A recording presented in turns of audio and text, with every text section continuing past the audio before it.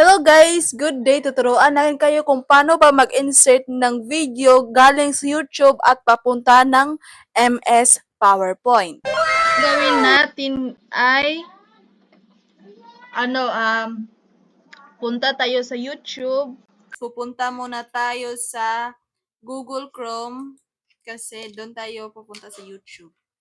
Then, search YouTube.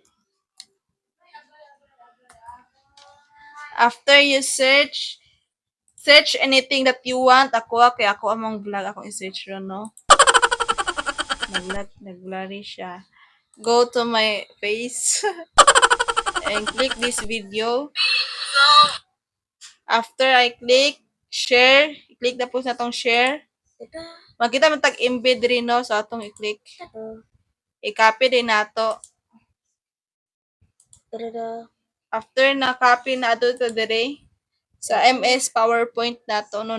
Nag-wait lang. So, nata dire, no? Pasadala na yung human, guys. So, ato ta sa insert, which is na dire insert. After that, ato na ta dire sa video. Na yung online video, atong tuplokan ni online video. So, insert na to tong link na tong ikuan diri do. Paste. Tapos, tuplokan na to ng arrow. Tulag tanta guys. So, naana siya. Pag-play na, diri ka para mag-play ni siya. Playback. Tapos, kanina yung green, tuploka. Ano na yan? Wala din ta.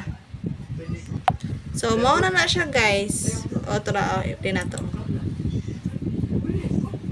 So, ganun lang po mag-transfer ng video galing sa YouTube through MS PowerPoint. Please like, comment, share, and subscribe. Bye, guys!